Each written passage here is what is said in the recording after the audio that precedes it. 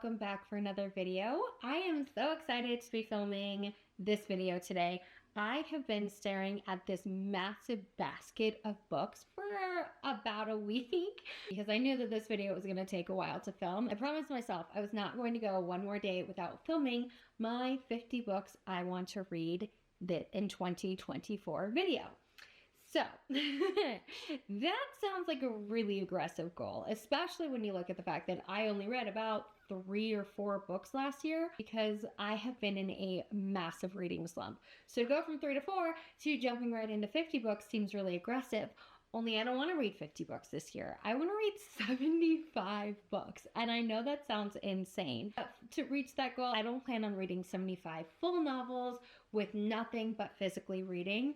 I want to read novellas, graphic novels, poetry books. I want to read full-length novels, and I want to both listen to them and read them physically. I want to get back to consuming books in different formats as well as all different types of books. What I'm not counting in that goal though is any books or things I have to read for school.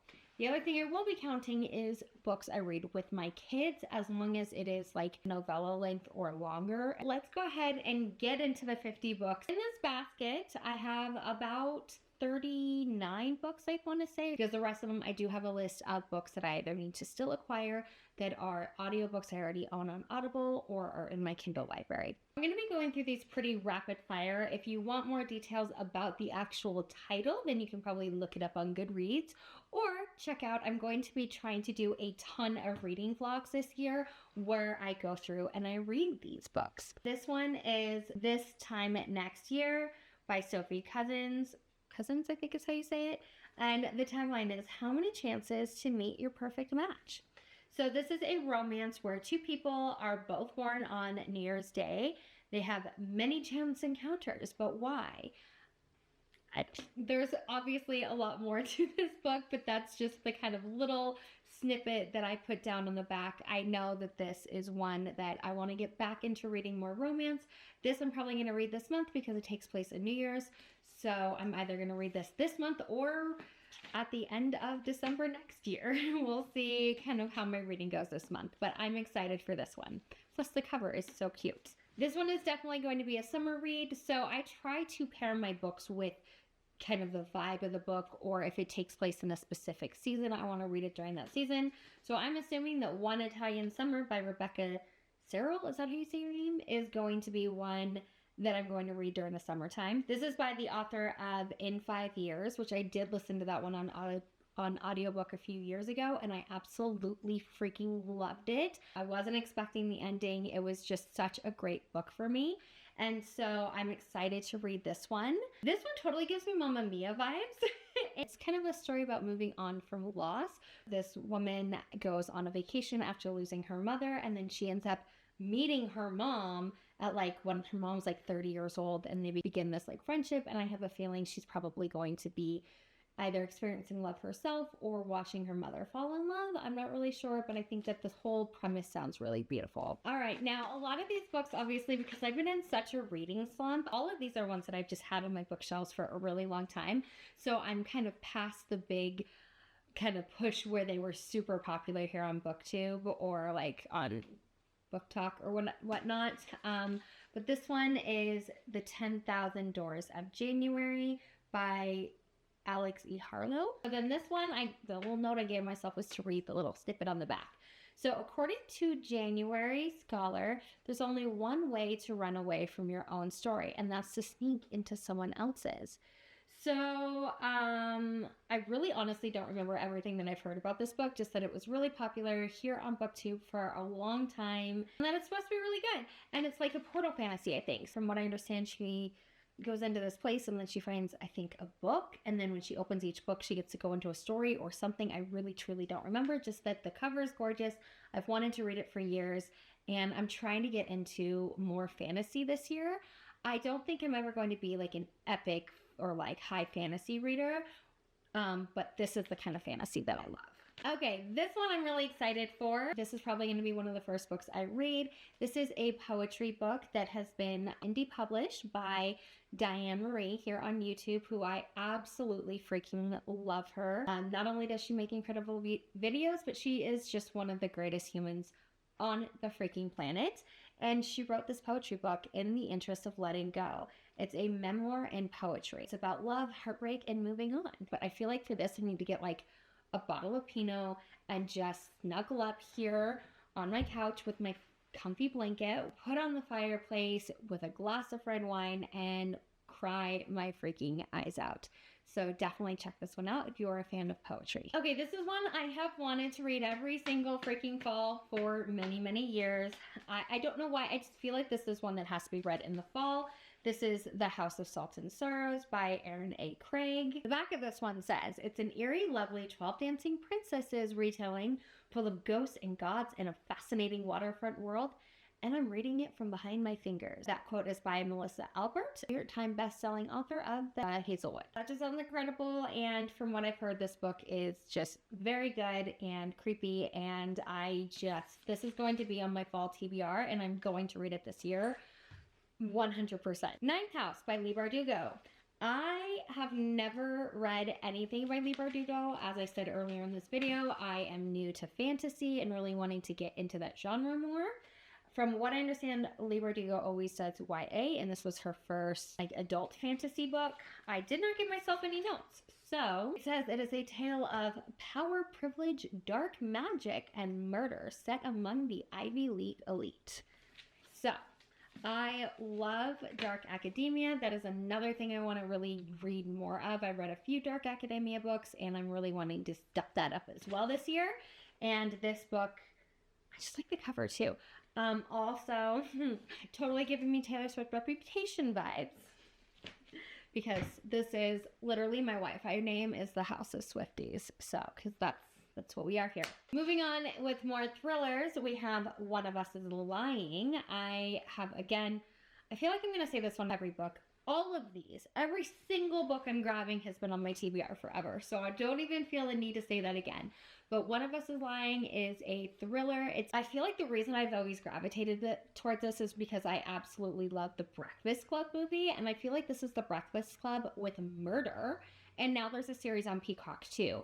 And I can't watch the series until I read the book series. Yeah, let's see what happens when all of these kids go to detention and somebody dies. More romance. A scientist comes up with a fake dating plot. What could go wrong? I just love this. Look at the cover. I mean, look at his face. So freaking cute. I've never read anything by Ellie Hazelwood, so I am excited to check out this book. I love romance. I love that it just seems like she's really cute and quirky. I don't know anything about science because that is so not my subject, but maybe I'll learn something. If not, I'll get some good, I don't know if this is steamy, I don't know, but I love romance and I love fake dating plots. If We Were Villains by M.L. Rio. I actually started this one on audiobook years ago, and I do want to get back. I feel like this is one I'm going to want to listen to on audio. If I remember correctly, it has a full cast. I could totally be wrong on that, but I think it does. And that I absolutely love when an audiobook will have a full cast. As far as what this book is about, it is another dark academia book, and it takes place in a Shakespeare school, and it has murder. So, all things that I love. I mean, I don't love real murder, but I love murder in books. Real murder is bad. Let's just clarify. Lucy Foley, The Paris Apartment. I'm actually really glad that this is in the stack because I pulled all these off the other day, forgot which ones were in here, and I was going through Libby. The Paris Apartment is one that is available, I believe, to borrow now. Meet the residents of number 12 Rue des Armonts. A beautiful old apartment building in the City of Light. The socialite, the nice guy, the alcoholic, the girl on the verge, the concierge. Everyone's a neighbor, everyone's a suspect, and everyone knows something they're not telling. See you in Paris. I've read The Guest List by Lucy Foley, and I really enjoyed that one, so I'm excited to check this one out as well. The Unfortunate Side Effects of Heartbreak and Magic. I'm so sad at myself for not finishing this in October. I know I started it, but I was super busy. I got to page 41. and I put it down. I could finish this now, but I'm just gonna wait because I love to pair books like this again with the season, and I want to read this sometime in like September or October because it's very like, I like to read witchy books more in fall than like the spooky season. This is a fantasy about family and possible second chance romance, which I absolutely love.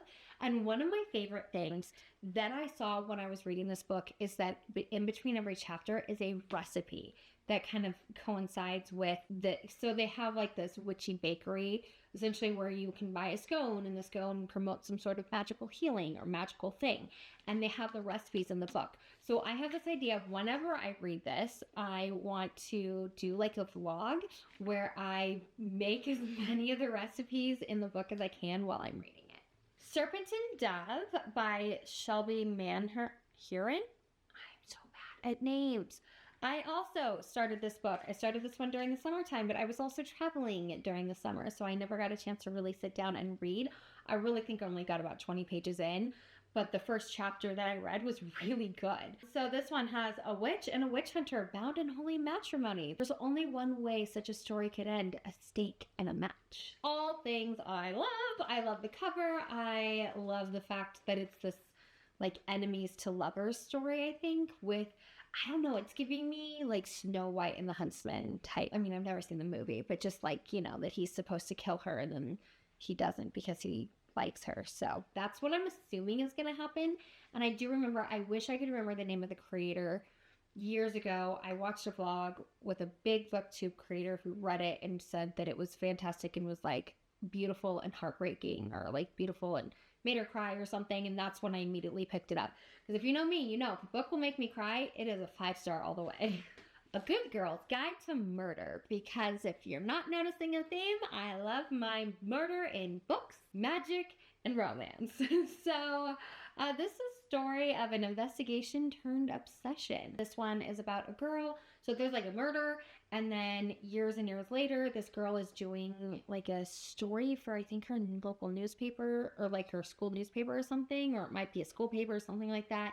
And as she's investigating this like murder that had happened, she starts to think that whoever was convicted was actually innocent and the murderer can still be on the loose. Crimson Time. This is another indie book. The Past is a Dangerous Game by Emily Vanderbent. Back when I was selling books directly on the Indie Bookworm, this is one that I did put. There's also a sequel, I think, that I included in a monthly subscription as well. But the past, a host of lies, and a pair of earrings may not be the only barriers between Adelaide Annison and the truth about her parents' death. Evelyn still can't shake the feeling that the fire was not an accident. There's a lot more, but I don't feel like reading the whole back of it, but that should give you just a little bit of a snippet. But this one is Love in the Time of Serial Killers. Can true love survive her true crime obsession? Oh my freaking God. First of all, couple things. One, the cover, the title, true crime, romance, all of these things. So Phoebe has like a neighbor and he's a nice guy, and so should she give him a chance, or is he a serial killer? So this chick like moves somewhere, has a hot neighbor. He seems really nice, but she also thinks he could be a serial killer. So she's just nutballs because she watches way too much true crime, or is he actually not a great guy? This spells love. Get what they did there? Spells, because they think it's witchy. What if one little wish changed everything? By Kate Robb. It is a friend. I gave myself the most basic note on this one. Friends to lovers with magic. I mean, what more could you ask for? Oh my God, I'm literally the worst. So this is White's book by Tiffany Jackson. Another book that I started but didn't finish. It has nothing to do with the book itself. It was really good. I got about 50 pages, I think, into it, but I've just been in such a reading slump that I couldn't continue, but I do want to finish this one. It is creepy, frightening. I Wanted to Scream by R.L. Stine, which, I mean, he was the one that gave us all nightmares when we were kids. So if I remember correctly, the main character, I'm sorry if I don't remember her name, her and her family moved to this like really weird, almost like ghost town, because the mom gets a job, and the job just like gives her this house, and weird creepy things happen, and I feel like we have to figure out, is it like a ghost thing, or is there something really bad going on with the company that gifted the house? I really don't know because I didn't get that far into it, but really, really good from what I read already, and I can't wait to finish. So this one is When I'm Dead by Hannah Morrissey. One girl murdered, another one missing, and a medical examiner desperately searching for the truth in the latest Black Harbor mystery by acclaimed author Hannah Morrissey. So I'm wondering if this one is like part of a series or something, but it sounds really interesting. There's a lot more obviously in the jacket that made me interested in it, but I feel like this locket is going to play a big role. This one I feel like I want to read next month because, again, I like to pair things together, and this one has snow, so I need to read it before the snow melts. Everyone's invited. Everyone's a suspect. The hunting party. A New Year's... Oh, I have to read it this year. Oh, this month. Okay. A New Year's reunion in the remote Scottish wilderness. My stepmom is Scottish, by the way. The beautiful one. The golden couple. The volatile one. The new parents. The quiet one. The city boy. The outsider. One of these friends is a murderer, and one won't make it out alive. Join the party now. Okay, I have to read this one this month for sure. Sight by Neil Shusterman. The Scythe Commandments. Thou shalt kill. Thou shalt kill with no bias, bigotry, or malice aforefront. Thou shalt grant an annum of immunity to the beloved of those who accept your coming. Thou shalt kill the beloved of those who resist. So if I remember correctly, because I've had this whole entire series, I have the other two there, I did not put them in the basket because for any of these books that are part of like larger series, I really just am putting down the first one. And if I love the first one, then I'll want to probably continue with the series. So that's why this one's just here. And if I remember correctly, we figured out how to be immortal, but then that means that we have to deal with population control and not overcrowding, our planet. So these sites have to just kill people, and they just kind of do it randomly. And it sounds like from the back, if you're like, yo, no, I don't want to die, then they're going to kill your best friend or your husband or your parent or whatever. Or if you're like, sure, you can kill me, but please give my kids immunity. Like they'll make sure my kids live forever if I let them kill me. That's what I think is happening, but that's literally all I know about this book. This one is incredibly special to me. Not just the book. I mean, it's obviously a sad topic. It's I believe it's a World War II historical fiction. But this is an incredibly special copy because this was gifted to me by my grandmother, and she even signed it to me. Growing up, she used to give out books a lot, and every time she would give us a book as a child, she would sign it on the inside. And I went to go visit her for the first time in years when I was able to come last year for a visit. And I was talking to her, and I saw the book, and I remember saying that I wanted to read it. So she just pulled it right off the shelf because she'd already read it herself and gave me her copy, and then wrote a little inscription on the inside to me. So this copy is one of the most special things I own. Yes, it is obviously sad because it is a World War II historical novel, and there's obviously a lot, but yeah, so this one's really, really special. Things We Do in the Dark by Jennifer Hillier. So this chick Ruby has a lot of secrets. The police come into her house one day and they find her holding a straight razor covered in blood with her famous husband's dead body in the bathtub. So she knows she's about to get arrested for murder, but the problem isn't that she's about to get arrested for murder. It's that because of this, somebody from her past is going to come back. So clearly whatever she has done is worse than murdering your husband. Lisa Jewell, none of this is true. I've heard so many freaking good things about this one. I do think this is one I'm going to want to get on audio because it does have a podcast element, which whenever there's a book with some sort of podcast element, I always want to listen to that one on audio because podcasts are audio. But if I remember correctly, with this one, she like runs into this random lady, I think in a bathroom or something, and they start talking, and then she starts interviewing her for her podcast and like letting this woman into her home. And then she starts to like question everything that's coming out and like, who is this woman? I don't know if this lady is like a stalker or a killer, or if maybe the podcaster is not great. I really don't know. Just that obviously everything this woman's saying is not true because it's in the title. Okay, these two books kind of go together, not really, but I absolutely love Josie Silver. I read One Day in December years ago, and I bawled my eyes out. 10 out of 10 loved that book. And so I picked up both of these books recently. I don't know when I'm going to read them both, but these are both ones I want to read. The first one is A Winter in New York. A young chef stumbles upon a secret family recipe that might lead to the love and life she's been looking for. So it's Josie Silver, it's New York City, it's winter. It's just a yes for me. And then this one, The Two Lives of Lydia Bird. I feel like this one is going to break me. Lydia's partner dies, so already know I'm gonna cry. She's finally ready to move on, and then she's pulled back to a world where her dude's still alive. So now there's like two dudes, right, that love her, that she could love. So one is in the real world, and one is in this like other world where somehow her dude's still alive. And she's gotta, I don't know, figure out what she wants, or she's got to choose, or I don't know. I feel like it's going to be a book where she's about letting go, and she's gonna have to like somehow let go of her partner and move on. I just know it's gonna make me cry. So from what I remember about this book, our main character, I think like her dad died when she was young, and she promised her dad, or she promised her mother, that when she got married, she would marry a Nigerian man, even though her family lives in Canada.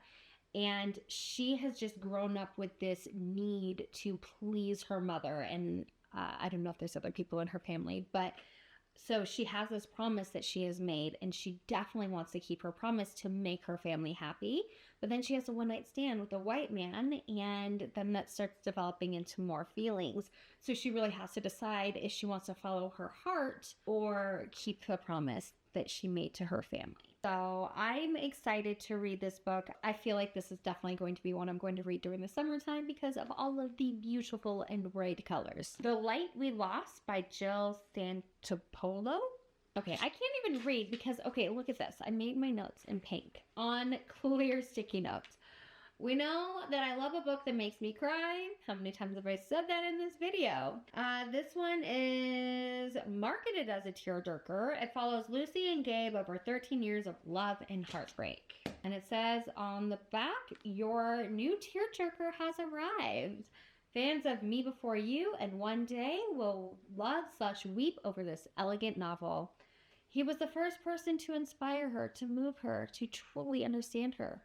Was he meant to be the last? This is a YA fantasy, and that is the only thing I wrote on the back. I remember starting this one with my kids last year, but it was a little bit too advanced for them. A lush tapestry of magic, romance, and revolution, drawing inspiration from Bolivian politics and history. So this one is Girls of Paper and Fire by Natasha Nagan. This is a YA fantasy, and I do believe that it is an LGBTQ romance, and it does contain some trigger warnings, but it says, in my land, we're known as paper girls, easily torn, existing only for others to use and discard, but there's something they've all forgotten about paper. It can light the world on fire and make it burn.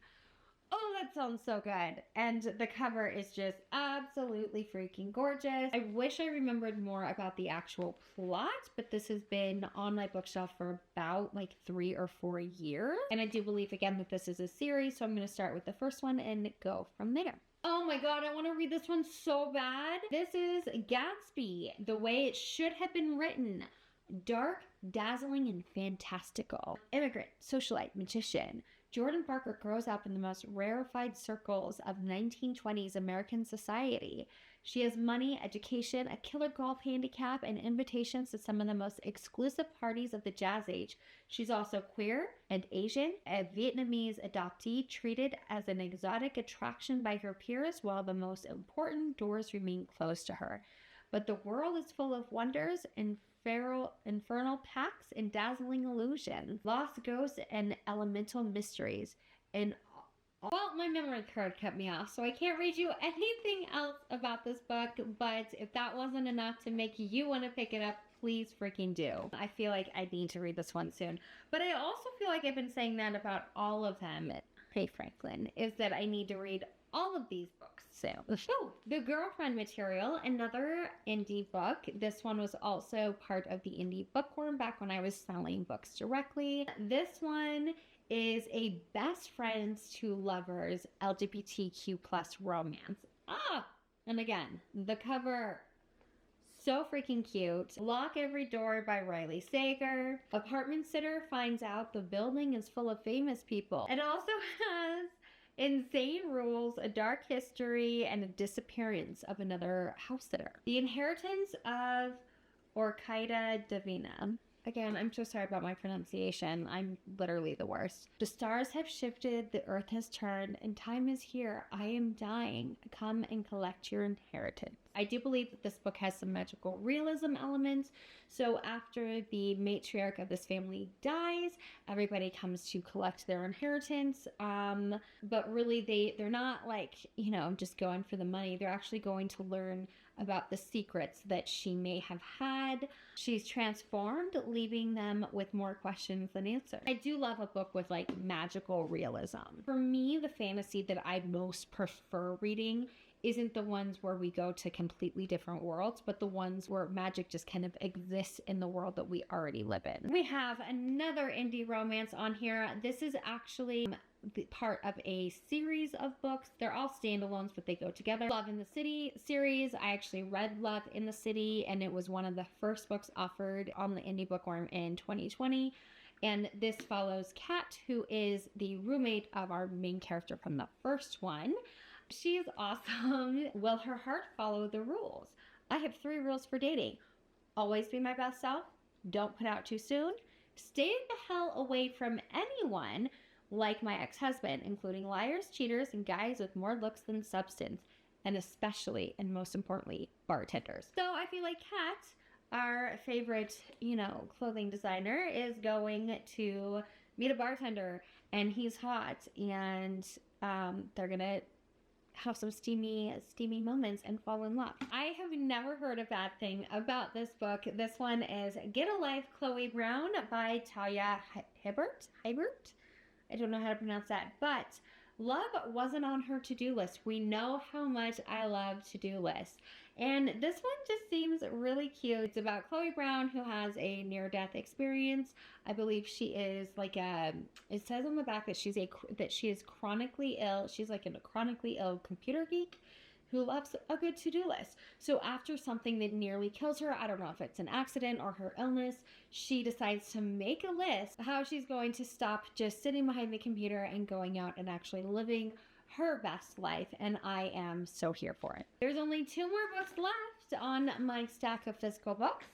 And they could not be any more different. We have The Family Game by Catherine Stedman and The Hating Game by Sally Thorne. And I just realized they both have the word game in it, and I swear that was not intentional. That just is freaking awesome though. So this one is very much like, I can't remember the name of that movie where the bride gets married to the rich family, and then they all try to kill her. I feel like that's literally the exact same plot. And this one says, a rich, eccentric family, time-honored tradition, a lethal game of survival. One woman is about to find out if she has what it takes to join her husband's family in this riveting, must-read thriller from the author of Something in the Water, Mr. Nobody, and The Disappearing Act. Here are the rules. Listen carefully, do your research, trust no one, and run for your life. And this one, I've actually seen the movie, so I understand the plot, but this is one of my favorite tropes, which is enemies to lovers. So they work together, they're after the same job, they absolutely hate each other, but that is really, there's a thin line between love and hate. So I can't wait to see her realize how much she has misunderstood him, and they get to fall in love. And I'm excited for it. Let's drink some coffee really quick because we still have 13 more books to go through, but we are going to very quickly go through these because I have no notes because they're just titles and authors on a list in my notebook. So I have a long list. One thing that I started doing is when I'm watching booktube videos, which if I find a title, I write it down so I can add it to my Goodreads later. So there's a lot of titles in here, but the ones that are circled are the ones that I know I want to get to this year. Didn't write the name of the author down. I'm so sorry, but this one is Alone with You in the Ether. This was recommended in a book, or the video that it was recommended by, the video I watched where it was recommended was by Alexandra Rosalind, and will read pretty much anything that she recommends. And her exact words that I wrote down were, "It's heartbreaking and will make me cry." So we know it has to be read. Another one that I want to read is the Once Upon a Broken Heart series.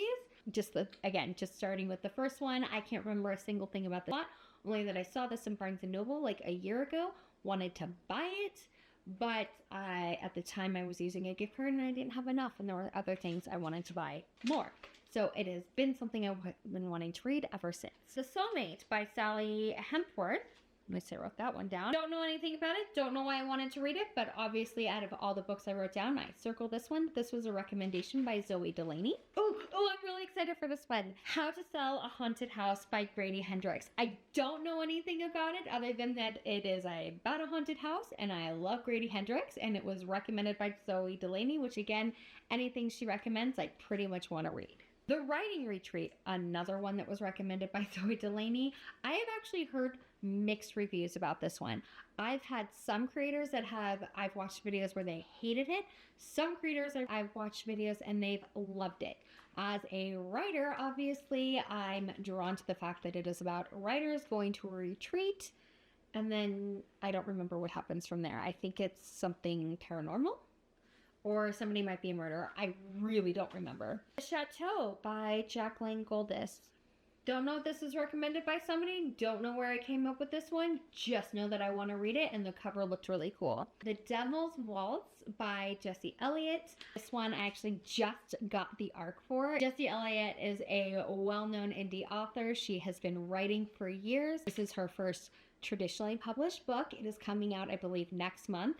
I was about to pre-order it when I got the ARC, so I'm really excited. Legionnaire. This is by Samantha Trunfield. I also actually already have this one on my Kindle. I pre-ordered it and I completely forgot that I owned it, which is great. And I'm excited to read this one. This is a fantasy book. I don't remember much about the plot. It is, I believe, the very first book, though, that was published by the new publisher, Inimitable Books, owned by Zara Hoffman. Down the Well. So I haven't read the full book. I've not read this version of the book.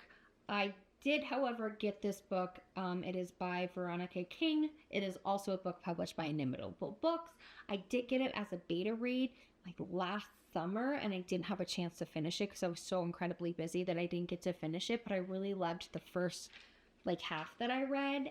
I know it's gone through some changes since then, so I'm really excited to read it and to kind of see, how the book ends and what changes have happened since I initially got that one as a beta reader. And of course, I want to read basically anything that is published by Inimitable Books. I definitely want to read because, one, I want to support that publishing company. Two, I just really trust Zara's judgment, and if Zara feels like this is a good enough book to publish, that's all I really need to know. Rebelling with the Bad Boy by Sarah Sutton, another one I already have on my Kindle that I pre-ordered and completely forgot that I did. I absolutely love Sarah Sutton. She is another indie author. You can actually follow her entire journey as she writes all of her books and publishes them. She's a wonderful human being, and her writing is absolutely incredible. She is an auto-buy author for me every single time. So I have read almost all of her books. There are a few that I have not, that I need to catch up on, and this is one of them. Forever Interrupted by Taylor Jenkins Reid. I have this already on my Audible. I started it this last summer when I was traveling in the car. It was a 12-minute drive. I tried to listen to books while I was driving, but the kids were getting really annoyed and just wanted me to put Taylor Swift back on, so I never got to finish it. Don't really remember anything about it, but I do know that the beginning part that I listened to, I did like. Home Before Dark by Riley Sager. Another book I have tried reading so many times. I have that book. I have the physical copy. It's not on my bookshelf right now because I loaned it to my guy. And I do also have the audio version on Audible, and I think that's how I want to listen to it because I do like that it has two different narrators. And I've gotten about, I want to say 50 pages into the book, maybe farther, and really enjoyed it. But it's just another one that I've never been able to finish just because I always pick it up when I'm in a reading slump. And the absolute last one, A Stolen Life by J.C. Dugard. That one's rough. I have that one on Audible. I have never been able to listen to it. I grew up in the town that this event happened. So it is a memoir by J.C. Lee, who was kidnapped and held captive for 18 years. Incredibly horrible things happened to her. I grew up with this story. I remember when she was kidnapped. My entire life, I remember seeing the "Have you seen me" posters. It's incredibly difficult story. As much as I love true crime, this is one that's really hard because of all of the horrible things that she experienced. But I also believe that she needs to tell her story and people need to listen to it because she is such a survivor. The things that happened to her are atrocious and she survived. So I feel like that's going to be one that's going to be really difficult. So that is the last book. Ooh, kind of an awful one to end on, but that is the last book on my 50 books I want to read in 2024. On top of that, I do hope to read an additional 25. So with that, my friends, I need to go start reading a book. So you know what to do. Go write some words and read at least a book. You don't have to read 50 to 75 of them, but pick a book, read it, and have a wonderful night. I will see you very, very soon. Even if I'm falling down, I will keep on searching for my highs. You can say I lost my mind, I will keep on holding my head high. Even if the sky is falling down.